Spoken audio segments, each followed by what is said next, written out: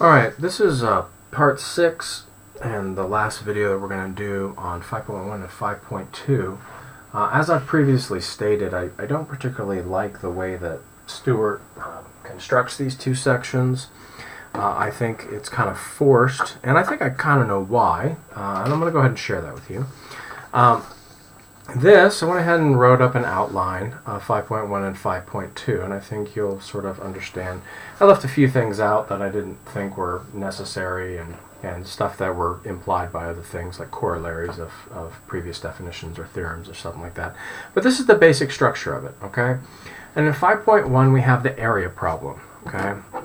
And the area problem, we've seen we did finite numbers of subintervals, and we found approximate areas using left-hand and right-hand Riemann sums. Okay, we use midpoint Riemann sums, but the book doesn't employ those until they get down to the midway through 5.2. That I don't understand. Then we actually found the area with the limits. This is something, and all in this part A is something that we did last year, right? So we found S sub n, which is our function related to, basically all you have to do is plug in the number of subintervals, and the function spits out the approximate area for the particular scenario that has been given. Then we talked about the distance problem. Now we didn't talk about this last year, but I sort of made entrance into it just by talking about velocity functions. So if you're finding the area under a velocity function, you're actually finding distance, right? Because rate times time is equal to distance. On top of the fact that from here we talked about area and integration as accumulation. Now, a lot of people, when they start doing this, they start mistaking what integration is and what integration does. The first thing that you see that integration does when we finally get to 5.3 is that it helps you to find the area under the curve. But simply because the integral helps you find the area under the curve does not mean the integral is the area.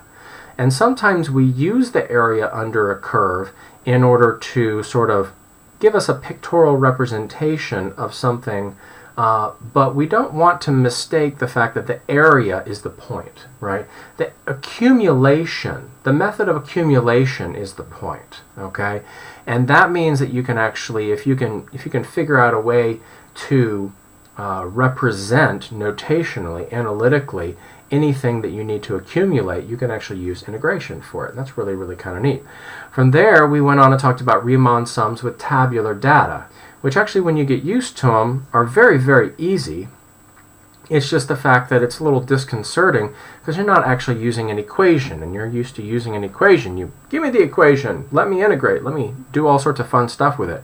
But actually giving you tabular data, and I explained the reasons behind that, they want to know that you really know what you're talking about rather than just grinding out integration as a method. And B, this is sometimes the way, when you're dealing in the natural sciences, the way that stuff is given to you. You basically accumulate data, and then you want to actually analyze and evaluate the data. So you're not always given a model. In fact, you're oftentimes, when you're dealing in the sciences, you're the one that comes up with the model that approximates the data, okay? So this actually winds up being much more consistent with the way that calculus is employed in the sciences, okay? Now 5.2, the only thing that I can figure is they got complaints that they went too quickly from area and distances and the concepts in 5.1, and that they went too quickly to the definite integral, which is 5.3, and that they needed some sort of buffer section, some sort of bridge from the area to the integral, okay?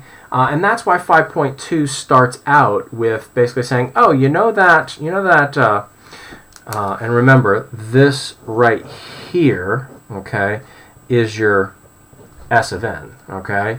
This right here, the limit as n approaches infinity of S of n, that is the same as the definite integral. Definite because it has numbers, it has an interval associated with it on the integration symbol, okay? Have you ever wondered why the integration symbol looks like a big stretched out S? Because it is, okay? It's a big stretched out S because it represents a sum. Remember, you're accumulating. It's a sum the same way that sigma is a sum, Okay, that's why this notation was actually chosen. So basically, they just start out by defining it. Now, they give you in 5.2 they give you an integral, but expect you to go and solve it by Riemann sum, and that way, by practice and by rote, you sort of get this idea that they're the same thing. Well, I'm here to tell you, by the way, they're the same thing. The limit process, when it's applied to S of n to get the actual area, is the same as when I integrate and use the definite integral. And so there's the bridge to 5.3 in the definite integral. Then the section moves on to talk about evaluating integrals, and it finally introduces the sigma notation and the sigma formulas, and then of course the midpoint rule that we sort of folded in with all of this stuff up here. The only thing that we actually didn't get an opportunity to talk about was the properties of the definite integral. Now, it's kind of like 5.2 is kind of stretched because part of it belongs with 5.1 and part of it belongs with 5.3. Like I said, I think they're trying to affect some sort of bridge section, and I don't think it actually works. But the properties of the definite integral are the fact that when you swap the limits of integration, that's what the a and b are called, limits of integration. If you go from a to b and then you swap it from b to a, it's the negative. And you'll understand, and the thing is that you don't understand why that is. Once you get to the next section, you'll understand why. You'll also understand why that if you go from a to a, meaning that the width of the interval is 0, then obviously the area, you know enough to know that the integration is the way that we're arriving at the area, is 0.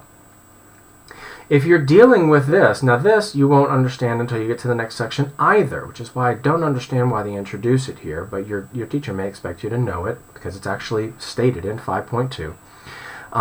Then you have basically something that you're memorizing right there. You just need to know that if it's just a constant, here c is a constant, then it's just c times b minus a.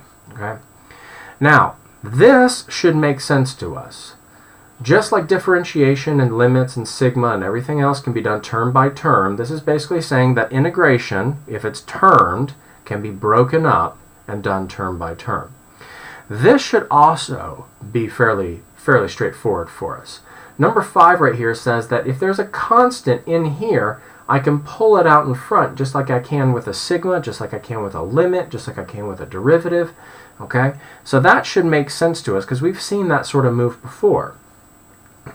This one right here, again, you probably won't understand fully until you actually get into the fundamental theorem of calculus in 5.3. When you're given an integral from a to b, where the limits are a to b, and there's some c value inside that interval, meaning c somewhere between a and b, you can actually split the integral up into a to c plus c to b.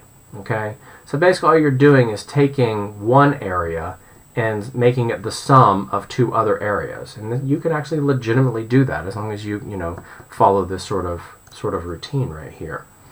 So 5.1 and 5.2. 5.1 has an identity to it. 5.3 has an identity to it. 5.2, as far as I'm concerned, is it's kind of a section with having an identity crisis. It's not quite 5.1, though this stuff really kind of belongs with 5.1.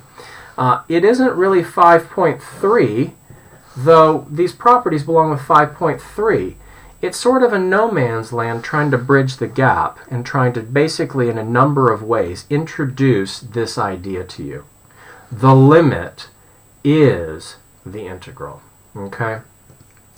That's basically 5.1 and 5.2. That's basically the sum and substance of all that you're dealing with in terms of Riemann. And of course, we'll sort of harken back to this a little bit, and it'll sort of get pulled forward as we go into 5.3 in the fundamental theorem of calculus. I'm going to go ahead and stop the video here. I think that pretty much sums up what we need to talk about in terms of 5.1 and 5.2. Like I said before, and you're always welcome to email me with any questions that you have that are remaining after our discussion of these issues. But I'm going to go ahead and get started on videos for 5.3 such that you have those going into that first full week of December. Bye.